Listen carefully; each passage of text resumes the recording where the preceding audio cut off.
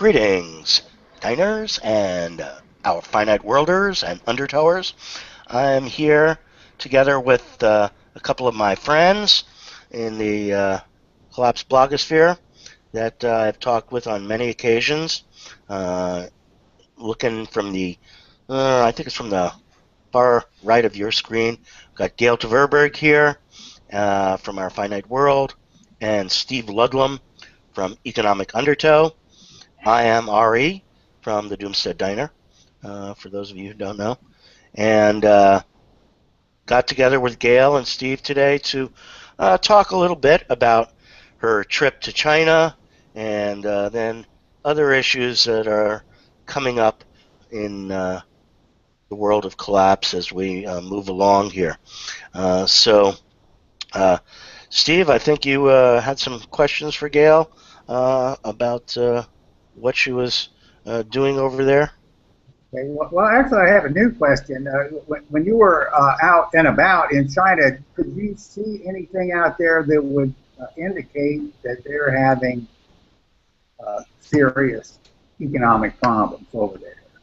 It all kind of, you know, tidied up. Well, I think that the most direct evidence was talking to like these electrical companies that were finding that they were getting no orders, especially with the ones that were dealing with international electric transmission lines, kinds of things. That the business just was way off, and they were having a terrible time of it. So I think there was that kind of evidence. There certainly were a lot of buildings being built, even where there didn't seem to be a need for them. But I think part of that is still related to the idea that people want to invest in them. When we went up to Inner Mongolia, one thing we discovered was like the airport had been greatly expanded because they thought that coal from Inner Mongolia would be needed as the market for coal expanded, or as they needed more coal for extraction. Well, it turns out that the growth in coal use hasn't grown that much. So the airport is very much underutilized. And for instance, there were an awful lot of stalls that had been made for little vendors. When you see places that sell coffee or food or whatever that like that. In most of these places, what happened there was they had lots of stalls, but they were not very many of them were filled. Most of them were empty and there weren't too many people in the airport because they had built such a huge airport for what had turned out to be their needs at this point in time. So, I think there was a certain amount of misestimation as to what they would be needing. They would build a big something or other and then build it and they didn't come, kind of thing. So that was what we saw. Well, the aspect of the economics that are going on over there is I think an interesting topic for people in terms of how's the general population faring? Do you see the poverty there that you see in some other countries, places like India and so forth, as you travel around? How did it look in Beijing as far as poverty was concerned, and then in Mongolia and in Inner Mongolia, could you detect any differences there? How did the population seem to be faring economically?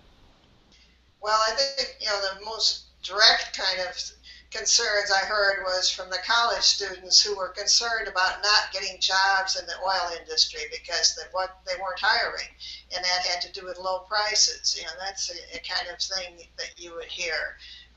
There's very much of a concern about that kind of thing. But that was a concern about the students not finding jobs, and that's very much the kind of thing that we find here.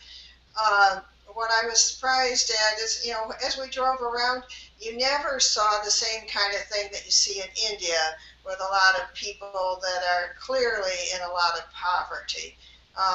You would see a lot of high-rise apartment buildings that were fairly new, certainly in good repair, and they seemed to house, you know, a pretty good sized part of the population.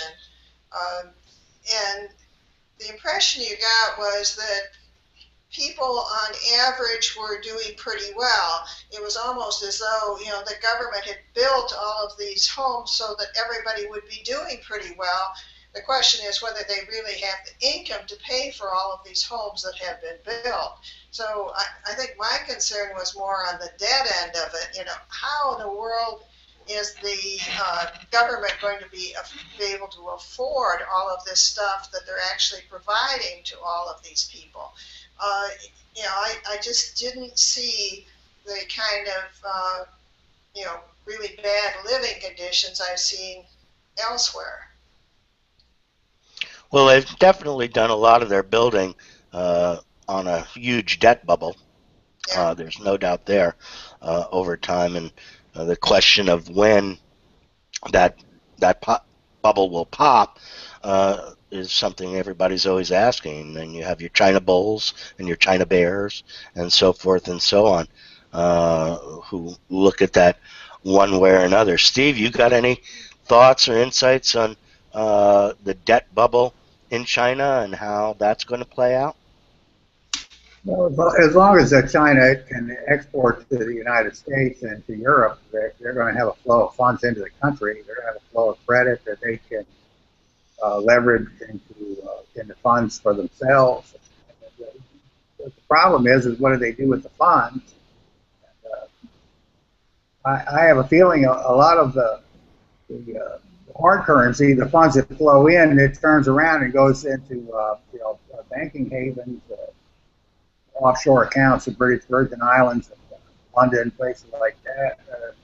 The people that have the ability to get their fortunes out of the country, they're taking advantage of opportunities to do so. And the rest of the problems in China, I think it's just overcapacity. I mean, you've got most of the world's ability to make steel and concrete, and all this stuff, and it's like, well, they built millions of apartment buildings, they built all this industrial plant, and what are they going to do with it? Where are the customers for these things? And this kind of ties into what Gail said. People can't afford it. You have the capacity, but it's not being used. This excess capacity piles up. That becomes the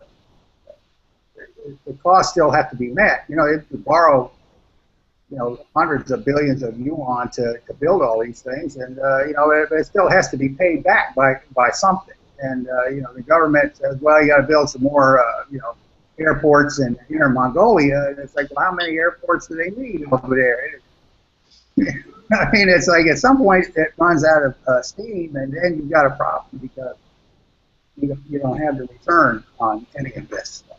So how long it's going to take to get to that point, I can't really say. China's a special case because it has a command economy. They could just simply tell people to build more airports in Inner Mongolia. And just say, oh, yeah. Well, one wonders how well that type of command economy will work in the long term. The capitalist economy, theoretically controlled by the market, has always been considered, the most efficient means of utilizing the resources and so forth and so on. That just seems to be the most efficient at wasting the resources in the end.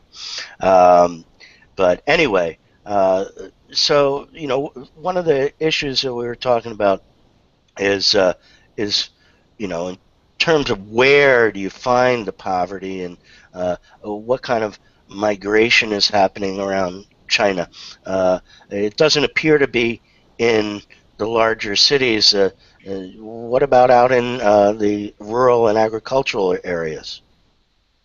Well, I think there probably are a lot of people still out in the rural agricultural areas, then, whenever they do some kind of a project, like make a dam or something like that, then it displaces a lot of people. And then those people are the ones that end up moving. Some of them end up moving to the cities. Some of them end up moving to high-rise buildings right where they were. I know when I was there in 2011, the woman who was our guide as we went down the Yangtze River, she was telling me, oh, well, they're encouraging us to find jobs doing things like, talking on tour boats. Well, there's a limit to how much you can add for the tourist industry. So I'm not quite sure where they're hiding it. The economy has grown so much that's helped raise the number of jobs, and also the one-child families has cut down on the number of new entrants coming to the job market. So I think there still is not a real shortage. There still are jobs relative to if somebody wants to work, they can get a job. That's what I've been told. Even if the electrical company could not find buyers for its electrical equipment, still there were enough jobs to go around in the city just because there weren't that many new entrants coming in, for example. So from the point of view of the people, the poverty situation isn't really there. There have been more opportunities for jobs. There probably aren't as many good paying opportunities for jobs anymore because the people coming out of college are having a harder time finding good paying jobs, say in oil or in electricity or whatever. But there's still, with their not rapidly growing workforce, are jobs of some sort available. So it sounds like it's a little bit more level still over there, at least on the social level. But China, of course, is not the only place in the world that has stuff going on in terms of poverty, in terms of migration issues, and so forth. One of the things we were looking at is the large number of people that are now trying to migrate from Africa to Europe, for instance, is one mass migration, and many boat people. Boats are sinking, and I think the estimate was something like 27,000 people have died so far trying to make the transit across the Mediterranean from Africa to Europe. And then, of course, on the southern border of the United States, you have a lot of people, not just Mexicans, coming up. There's a whole train, a whole route that goes from Africa through Costa Rica and up to Panama and so forth, of people that are trying to make the journey to the land of good and plenty.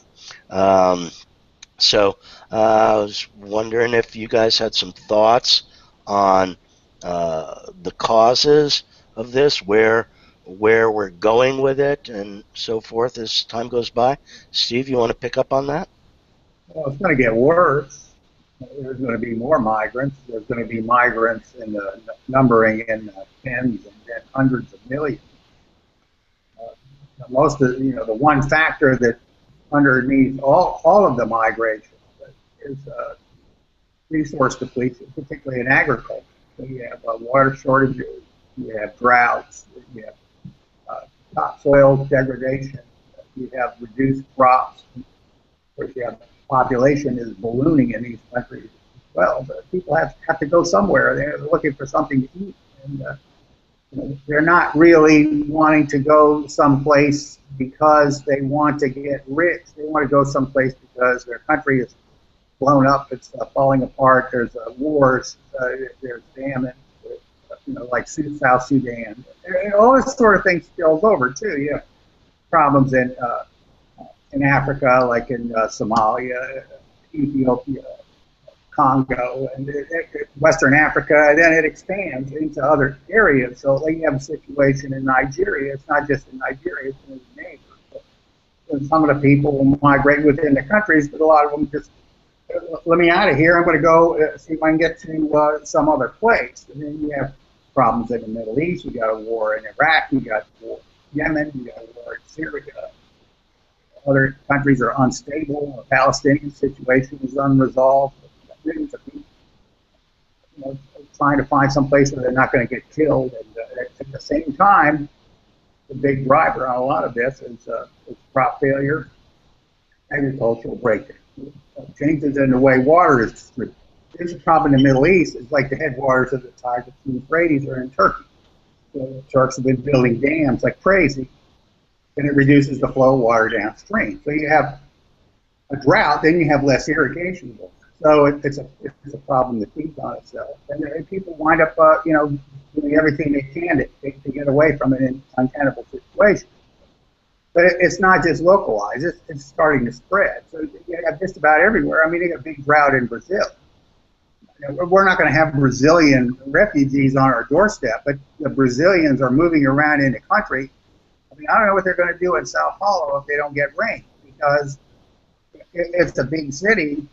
It needs water. It's a big industrial city, and there's a lot of agriculture, that needs water. If they don't get rain, well, they got a problem. And same thing in California, same thing in the Southwest, same thing in northern Mexico. I mean, there's just all these different places. Desertification in China, the problems in southern Africa. It's all of these places, Australia, having problems. Part of it's climate change, and part of it just changes in the hydrological cycle, and maybe something that happens repeatedly over long periods of time. But we've never been in a situation where there's billions of humans that depend on industrial agriculture. So this whole thing is kind of set in motion here, and we don't really know how it's going to play out, except in my estimation, there's going to be a lot more people on the move in the next 10 years trying to get from where they are to where they want to go. Well, the issue with that is that there's, I like to say, nowhere to run and nowhere to hide. Each time people migrate from one place that's untenable to another place, well, there's already people who are there who don't want additional migrants coming in to share resources that they're already thin on.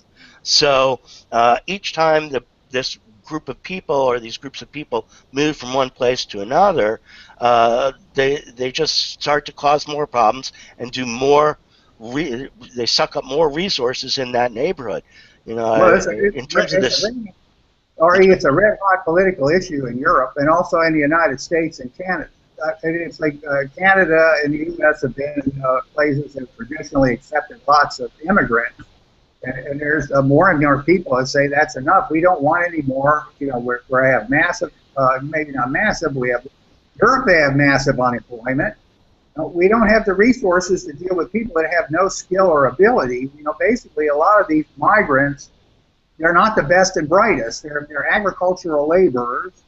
They're basically excess population. Like a family has 5 boys, one boy is going to get the land. The eldest is going to get the land. The other 5 are supposed to go to town and make money, and the girls get married off. Well, if you don't have jobs in the town, or the town is under attack, then everybody's going to go someplace else. And, they don't really have, some are doctors and educated, and they can usually find a place for themselves. But, agricultural laborers, unless you have a lot of factory work and people on the assembly line, there's really no place for them. So I don't think there's any place in the world that wants a big influx of uneducated, unskilled workers, that are destitute arriving on their borders. So anybody. The days of immigration towards for better opportunities in other countries are pretty much over, I think.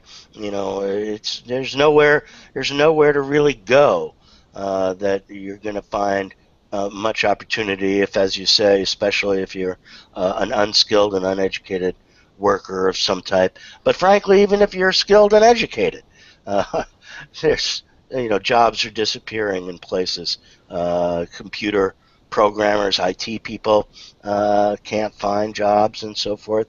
Gail, you got any thoughts on the migration issues, resource depletion aspects of it? Well, I think the big issue is the jobs issue. If there's really jobs available, that's the way you distribute resources, and that's the way people get the resources. And I guess jobs and land go together. If the migrant workers had new land to move to that they could work, they would be happy because then they could put their skills together to work working on that.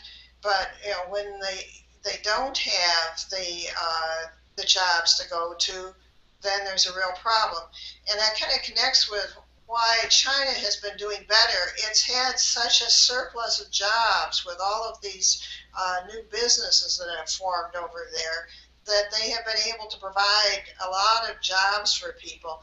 And you do get a fair amount of migration from China, but my perception of it, it's from the top classes, it's from the educated workers that are migrating. It's not the poor people of the land that you see moving to the United States.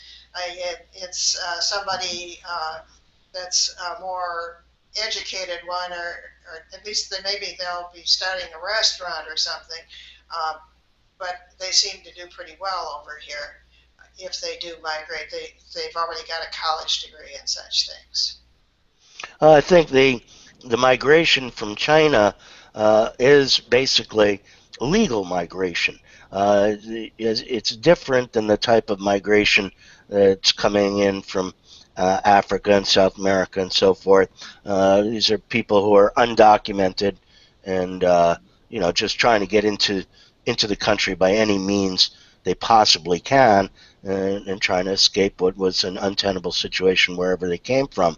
The Chinese, I think, the ones that are coming over here, the ones that migrate, they go through the legal channels, and in order to jump through all the hoops, the immigration department makes sure that you're semi-educated and whatnot. Then there's quotas and numbers, so forth, and if you have good connections, then you're more likely to be able to do the immigration and so forth on the legal level. So I think that type of immigration is somewhat different than the type of mass migrations that we're seeing. Yeah. Well, two things. The big migration now is hard currency out of China and the banking aid. So those are the elites. They fly over, look for a place in Vancouver, San Francisco they can buy, and they can launder their millions or their billions. So I don't know whether that's legal or not. I think the Chinese would like to have their people back and the money. They don't really care about the people, but they want the money. So that's number one. That's a problem. And when I was living in New York, the way it worked was generally, somebody would make a deal, with I guess, I don't know what they called them, but they were brokers, and they would bring people over. The people in China would put up their life savings to, have their number one son get shipped over to New York City, usually with some kind of fake papers. This is before 9/11. And then they would be indentured to work for a company, a Chinese company in New York City. So you had all these businesses, particularly in my area. I lived in a mafia area in New York. They had these factories. They made equipment for Chinese restaurants, and the people there didn't get paid. They got food provided, and they got a place where they could sleep.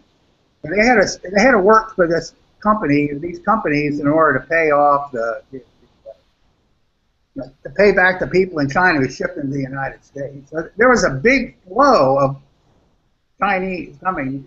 Not so much now. Once China became successful, they started exporting their junk. They didn't export their workers. But there was a big flow of people coming, particularly into New York. There's one where they had a shipload of Chinese trying to smuggle them in, and they ran aground off the Atlantic coast of New York City, and they all wound up kind of like, trying to make their way ashore. It was. Well, I think you hit the nail on the head there in a couple of ways. If you go back, certainly the 1960s and so forth, Chinese, there was a large amount of migration, and they did come over basically in essentially indentured servitude, but or slaves, or however you want to put it. But there was a lady. I think as China became more industrial successful themselves, that stopped. And of course, you can go further back than that. Who was it that built the railroads? That was all Chinese slaves and Irish slaves and so forth Irish. that were trying to escape from issues there. Countries had the famine in Ireland, of course, drove a lot of Irish out of there historically, and so there have been these past mass migrations, but uh, again, the difference I think this time is first of all just the sheer numbers.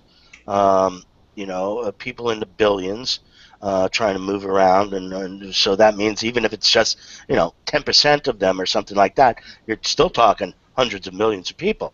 Right. We're And considering and something you know different. where the question is where are they going to go, and once they get there, what starts happening to the resources in that neighborhood? You go from overload to overload each time a bunch of people moves in, and then they start sucking the aquifer dry, and then they run out of water for doing the agriculture in the area, and then they all got to move again, and Well, so you Ari, just start to run out of room here. Ari, nobody wants to talk about population. That's supposed to take care of itself. We're not supposed to have a conversation about it. We're not supposed to, I mean, there's all kinds of things you can do to reduce population. Nobody wants to talk about it. It's taboo. What do you want to say about population explosion, Gail? Well, I guess the thing that has happened historically is you get epidemics in this kind of situation. People move in with relatives, and maybe the sanitation isn't as good, and people's diet isn't as good, and they become more susceptible to illnesses, and the illnesses get passed around more. And that's, I was just reading an article, and which was it? It was one of the magazines I was ready to throw out. I think it's not, what is it? It's the one put out by Sigma Xi, anyhow, that magazine. And they were talking about that the people after the big epidemic in the Middle Ages, were taller and in better health than the ones who died out. Well, big surprise, if you got too much population for the area, and something kills them off, the remaining people are going to have much better, are going to be much better fed on average. And they're going to be bigger and stronger. They're going to have more opportunities for jobs. And so, this epidemic, in a way, served a purpose way back then, no matter how awful it might have been.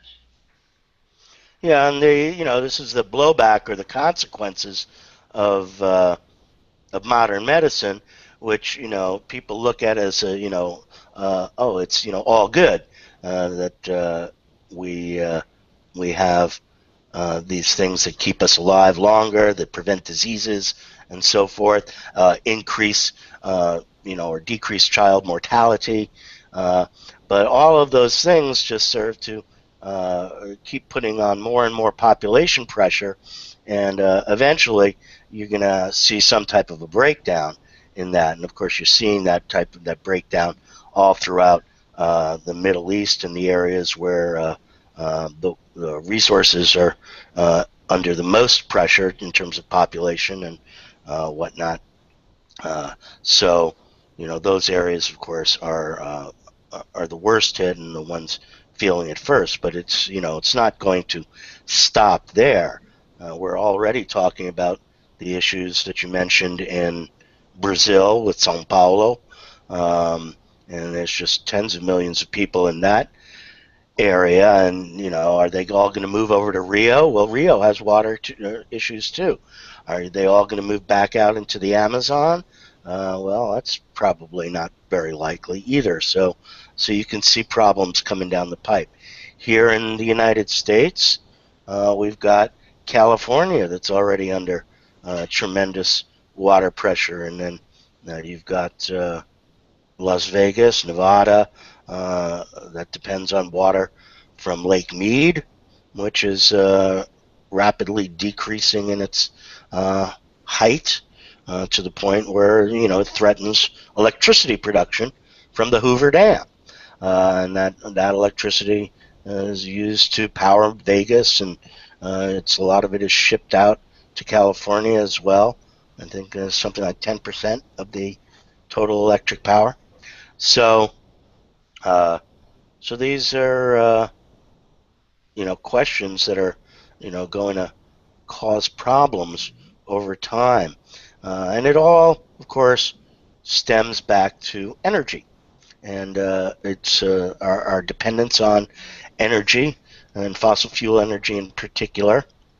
And we've seen a lot of changes go on. Some of these changes weren't entirely predicted or predictable, at least by typical pundits, although uh, we here have pretty much been on target with deflationary calls in pricing. Uh, why don't I start with Gail? Gail, you want to give us some of your thoughts about what the pricing pressures are on oil and where it's going from here? Well, I think the pricing pressures on oil really come from the demand side, people's wages not being high enough, having too much pressure on them because they already have debt, say student debt, they have debt from all of these auto loans, which instead of being 3 or 4 year auto loans are now 7 year auto loans. Some of them bought houses. But a lot of the younger people can't even think about buying houses. They have a hard time thinking about buying cars because it's hard for the college graduates to find jobs that really require a college degree and that pay very well. So you end up with a lot of people who are barely able to get by. They certainly aren't going to buy a new house, and that you end up with just businesses that rent out the houses buying them maybe, or some of the older people buying houses and new people staying out of the market. So I think that there's a lot of downward pressure, and of course the China situation we talked about, and to the extent that the dollar stays high, all of the debt from countries that borrowed in US dollars, it could be Brazil, it could be India, wherever it is, they find that their loans are harder to pay back. So that's another situation because the old loans are hard to pay back. They're not going to go out and take new loans. And loans, besides the level of the wages, the increase in loan, this is the big thing that helps hold up prices because if you get a loan for a new car or a loan for a house, that's what allows you to buy a car or a new house. So you either have to have wages or you have to have debt, and you really have to have both because you're never going to pay back the debt unless you have good enough wages. But I think a part of the pressure right now is on the debt side. It's just not growing enough. Well, and the other issue is that you can't have money if you don't have debt, or there's no money flowing around this society, and this constant issuance of debt has been necessary to keep the whole industrial apparatus and the whole social system running. Basically, certainly since the beginning of the Industrial Revolution, but you can trace debt, the creation of money way back before that. Steve, you want to drop in with some of your thoughts on the growth in the debt supply or the lack of growth and where that's going, how that'll affect our oil prices and so forth? Well, I don't know how the oil prices are going to go up because all of the customers, more customers everywhere in the world, not just in the U.S., are going broke. And it's a structural problem because you can't use the oil to enrich yourself. There's no return on use of it. Most of it is put into automobiles and then you drive around aimlessly. So, if you can't pay for something by using it, then you have to pay for it by borrowing from somebody else. So we've been doing that for a long time, and we've accumulated a massive amount of debt. And, you look at all, what can we do as people? Well, we have our little, artisan trades and whatnot. And you can get everybody in the world working at some artisan trade. They're never going to pay off all the debt that we've accumulated since the end of World War II. So the only way we can pay that debt off is to borrow more. So we've had this expansion of borrowing, and but it's non-productive. At some point, you're borrowing, everything you're borrowing is used to pay debt service. And then you've got a big problem. Then the whole thing starts to unravel. That's what happened in 2008. I think we're closing in on it again right now because there just isn't a lot of real gain or productivity or remuneration, whatever term you want to use. There isn't any of that. There's very little of that in our economy. Most of it's in agriculture and in creative arts, and the rest of it is just simply entertainment. So we spend a lot on entertainment, and it doesn't really, it doesn't bring anything in for us. So, I tell people that, we burned over 1 trillion barrels of oil since the oil age really got started. 100 years, we burned over 1 trillion barrels of oil. We have very little to show for it. I mean, this is a permanent capital investment, and we have nothing to show for it. We basically squandered it in different kinds of enterprises, and because of that, we're broke. And because we're broke, we can't afford to get anything other than the easiest kind of oil, which no longer exists. I mean, there's some easy oil in Saudi Arabia and Iraq and Iran, but compared to what was there 50 years ago, we really don't have anything. So we're in a bind, and there's no easy way out of it. And this conditions just keep getting incrementally more difficult because at some point the shortage or the constraint on our resources becomes a factor in how much we can afford. Because shortages don't make anybody richer. You see, this is another one of these economic fallacies. We have a shortage, and supply and demand will drive the price up. It doesn't work that way when everybody's broke. If everybody's broke, doesn't matter what the price is, people can't pay it. It's more likely to become a lower price, and people won't be able to pay that either. So that's kind of the situation that we're in right now. We're in a situation where everybody's broke. It's reflected in the oil price, which has crashed 50% since last summer. And all of this hand-wringing and incredible emotional dialogue going along, the energy producers, the businesses, the bankers, the media, they're all saying, well, there's going to be a war in Yemen, so the price will go up. There's going to be a war in Saudi Arabia, the price will go up. Oh, no, that's wrong. We're going to have a deal with the Iranians, the price will go down. And they all want the price to go up so that these marginal enterprises like in the Baca can start making money. Well, they never made money, even $100 a barrel. So, the customers are broke, and no matter what they do, the customers are still going to be broke. It's like what Gail said, just a nail on the head. You've got to have some kind of return on what it is you do during the day. If you don't have a good job, in other words, the company can't borrow from its customers, then there's nothing to support the price. And that's where we are right now, and that's not going to change. So. Yeah, I don't see it changing. I don't see Helicopter Ben dropping tons of money on people, the general population. That's a myth. That's a myth. Helicopter Ben is a myth. The Federal Reserve, the central banks cannot create new money. All they can do is act as a conduit from finance. Finance is only going to finance things where they get a return, like these stock markets swindle. Like Elon Musk getting there in front of 1,000 people and saying, listen, we're going to save the world with a battery pack. I mean, it's a joke. I mean, it's like... At least that's a battery has, some theoretical use. It's a little bit better than, Groupon or Facebook or, the other stuff that's being speculated on. Out there. RE is a battery. It's a battery that will burn your house to the ground. Is that what it's going to do?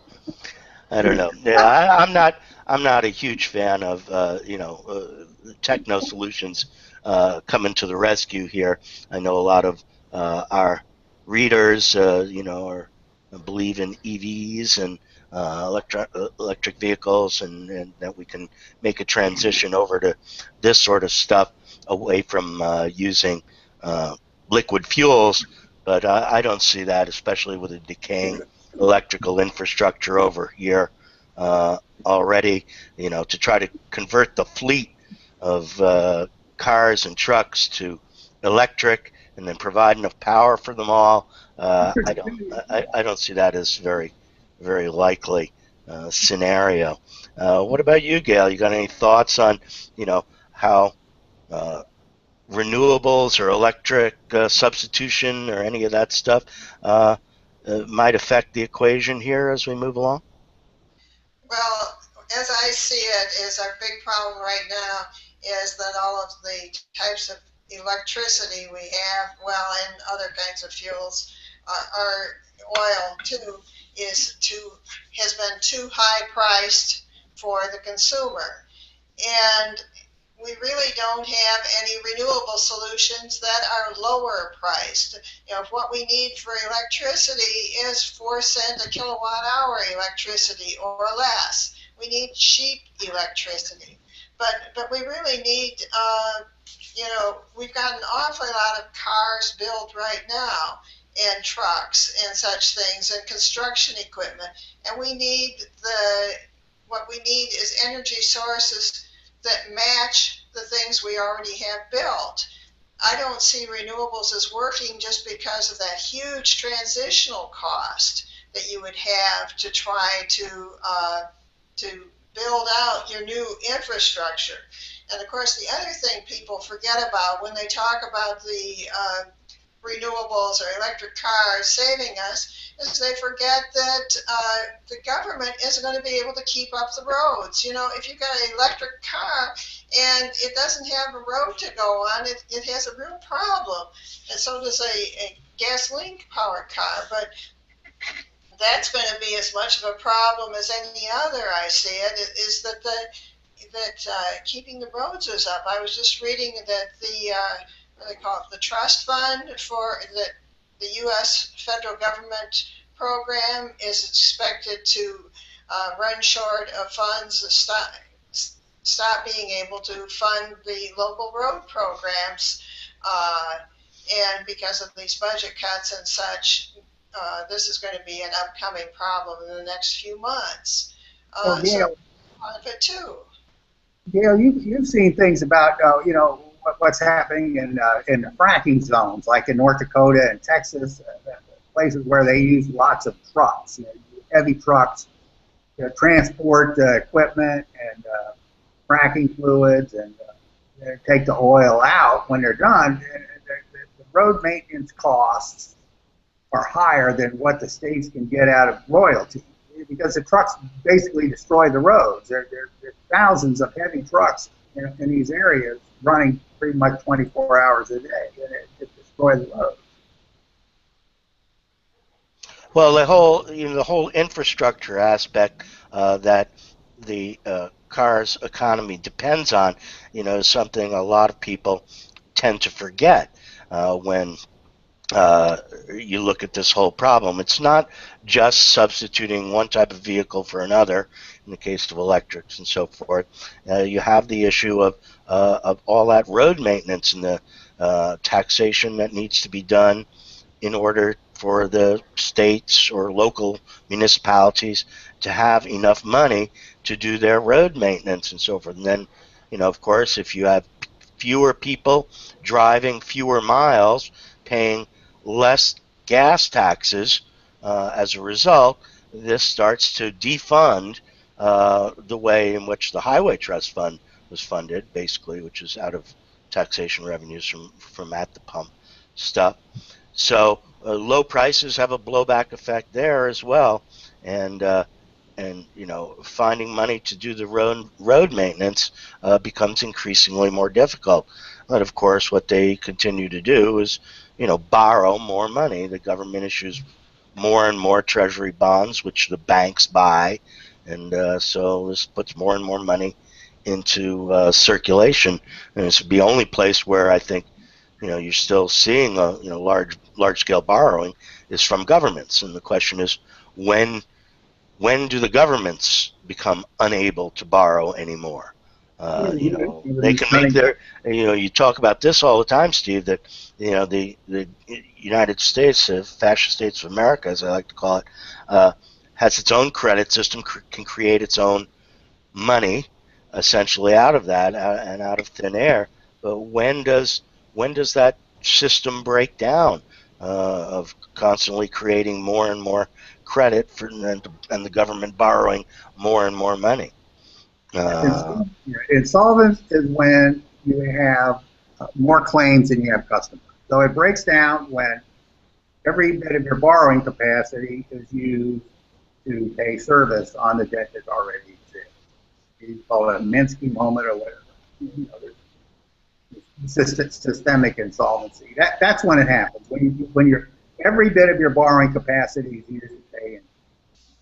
So we're not at that point yet, but it doesn't have to be that way everywhere. It just has to be that way in a critical area. It can be, like in a repo market or money market, 24-hour overnight markets. And it's like, well, you can't come up with that kind of money, the overnight money. Then you got a problem because your costs are just galloping out of control. Then you get other things come into play like redemption. When, you have a panic. Like who's going to be the lender of last resort? Who's going to dive in here and come up with some credit when nobody else wants to come up with credit? So that sort of thing is like we're an inch away in Europe, and the situation in Greece isn't making things any better, and we're kind of getting that way in the United States too. And then you got the deflationary forces that make the debt you have is much more costly to retire. So that's a factor as well. Yeah, it's definitely moving around the globe, and you're seeing it, in more and more places, and there's more and more pressure all the time on the entire. This is why system is a growth. I mean, the system demands, credit. The systemic demands for credit are much greater than the individuals demand. So the individuals are really competing against the system. So, when somebody's like, I'm a wage earner, I want to borrow enough money so that I can, buy some, some goods, go to a store and buy some shoes. I'm competing with J.P. Morgan Chase. I'm competing with European banks. I'm competing with the Greek government. I'm competing with Chinese state-run firms. They want credit. They're going to get the first call at it. The frackers in North Dakota, they're going to get the money first. They say, look, if you lend it to Steve Ludlum, you're not going to get anything. You might get, a few dollars in interest. But if you lend it to me, we're going to pay you 11% or 7% or 8.25%. It's like high yield, hundreds of millions of dollars. Lend me the money. So all the customers in America are competing against their suppliers for credit. And then the banking system needs credit too. They can't operate on a loss-free or cost-free basis. So you got the firms on one side, you got the customers on the other side, and the lenders on the third side. They all want credit. They're all competing against each other. I can tell you right now who's losing. It's not going to change. It can't change. The only way you can change it is to restructure the entire system and come up with a different. Well, I think it's going to. I think it will definitely change in the sense that it will break, and once it becomes terminally broken, then as a society we're going to have to change. Many things will have to change. The monetary system breakdown essentially predates or leads the actual total depletion of oil and energy and so forth. Our ability to access those things depends on a functional monetary system, a functioning credit system, and that system shows many signs of breaking down now. All right, well, that was a pretty good little chat covering a lot of different areas. Just before we tie it up, why don't I start with Gail? Gail, you got any closing thoughts for this particular broadcast? Well, I guess you didn't ask me at all about what I saw as being one of those concerns with how things come to an end or what's happening here. I think the banks and the derivatives become an issue, but I think there are also problems with finances of European banks. For example, if you have Greece exiting the Eurozone. So there are any number of different ways things can come down, and it's that kind of thing. There's so many things that we don't know, and it's these unknowns that affect the timing. But it may not be that far off because we know we've got Eurozone problems. We know that these oil companies are putting out financial statements and that their debt is being revalued, reevaluated as to how much more debt they're getting.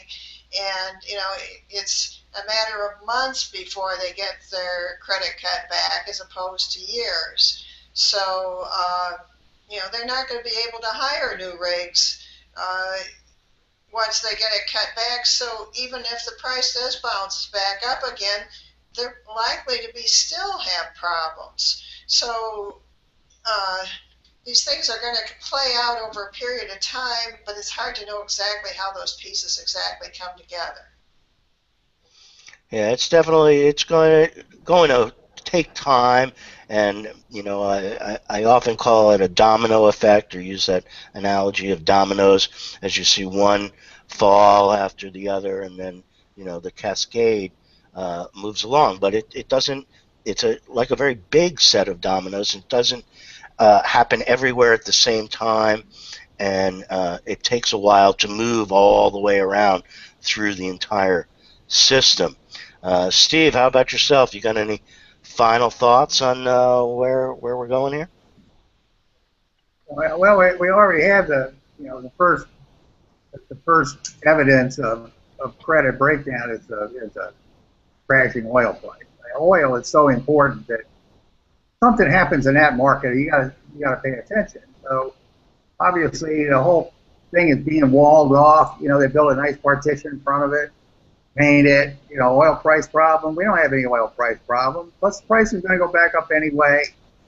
How about let's talk about baseball. So my guess is that sometime along in here, it'll probably come out of left field. It's just my opinion. There's going to be something happen someplace, maybe in Japan or in South America. Argentina will default, or something out of the ordinary is going to happen in the Far East. I mean, there might be a military thing between Japan and China over the South, the little islands in the South China Sea. Something completely out of left field that's going to have a larger than unpredictable outcome. And we can't really see what's going to happen, but it'll find out its way into the financial markets and cause some disruption. The biggest problem in the finance market is bonds. They have huge the price appreciation in almost every kind of bonds. You got all of these country bonds in Europe and elsewhere that are near zero or negative rates.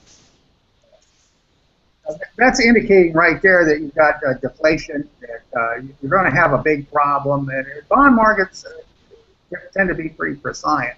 They have to be. You look ahead 3, 5, 10 years, and you say, well, we're not going to make any money on money. So, something's up. And so you put the bond market bubble. I don't use the term bubble very much. But you got that, and you've got the oil prices. Something's up, and I think we're going to see more fallout from it over the next 6 months.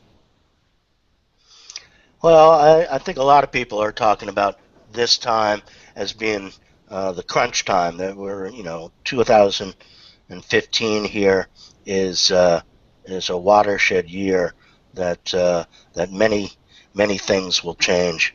And we'll start to see some real effects and real signs of the collapse that we've all been watching for quite some time. It feels a lot like a lot of people still deny. Right. It feels a lot like 2007. If you look at what's happening in North Dakota, some of these other places where energy companies are either closing or they're restructuring, trying to come up with new funds or selling stock. It's not like the mortgage business in 2007. And, it's not exactly the same thing, but it's very similar. Basically, the housing prices started to decline in 2006, 2007, and that just basically undermined that whole business, shadow banking. And it kind of feels the same way now. You have the oil prices decline, so you have the lenders to the oil business are getting in trouble. You've got the manufacturers that make things like pipe and drilling rigs and whatnot. They're suffering. Their lenders are suffering. Municipalities are suffering. Countries, I just learned something about Saudi Arabia is having real problems with burning through its cash reserves, at a phenomenal clip because they're out, 45-50% of their revenue. So it has the same feeling. I think if you got your ear to the ground, you can hear rumblings. They're very similar to what was before the unraveling in 2008. Yeah, the question is whether this time around they have the ammunition left to continue to stave off a rapid collapse. They were able to do it with pulling out the bazooka, I think was the terminology back in 2008 from Hank the Skank Paulson, and so quantitative easing and all the rest of that has masked the problem since then. But of course, problems never really went away. They've just been papered over, and fraud, financial fraud is a big part of that as well. All of those things have played in. All this is trying to keep the status quo afloat. I mean, what they really need is a big change. They need stringent conservation. I mean, I've always been dismayed that the president didn't get on TV right after he was inaugurated and say, we want everybody in America to cut their energy use in half in 2 years. And, challenge Americans to do this on their own without hand-holding and, the usual lick spittle business from the government. Just get out there, cut your energy consumption in half, and if you don't do it in 2 years, I'm going to cut your energy. And if the president had done that, I think most Americans would conserve, and they would have started taking the steps that would make a lot of the problems that we're going through right now, it wouldn't be so dire, because we wouldn't have quite the pressure on our resources and our capital that we have right now. We wouldn't be like up against the wall. I mean, basically, that's where we're at. What you're saying is like we run out of maneuvering room. All these institutions have no leverage because they've already expended it. They've shot everything they had. They fired all their guns at once, like the Buccaneers. They really don't have anything that they can do to maintain business as usual except pray. So they need to do something else. And what the trend is toward conservation anyway. If they don't do anything, they're going to have conservation rammed up their you-know-what. So like instead of doing it the hard way, let's do it the easy way. Let's come up with a conservation policy. We can cut our costs, and it'll make it a little bit easier for us to manage some of these other.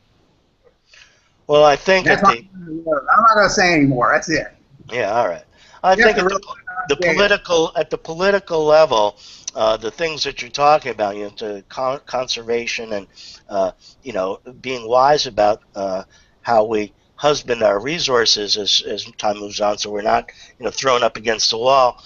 Well, I think first of all, that probably had to start a longer time ago than just when this last president took over. Maybe the Carter era or whatever. Go back to the 70s or something like that. Had we started changing our ways and the way our society functions toward a less energy-dependent society, then maybe we would have a better, chance today. But besides that, in both eras, there's just the denialism that there is a lack of resources, or that we will run out, or that we cannot live in this type of lifestyle in perpetuity, is something people don't want to believe, and certainly the leadership sells you on the idea that we can have perpetual growth in a finite world, which can't happen. At any rate, I hope to be able to talk with Gail and Steve again at some future date, but I'm not exactly sure when that's going to be, because I have my own problems right now that need to get resolved in one way or the other. But in the event I don't get a chance to get back on here, I want to say what a privilege it was talking to everybody, and I wish you all the best as you maneuver through the world of collapse. And that's all to do this time until next time, here on the Collapse Cafe. See you later, Doomers.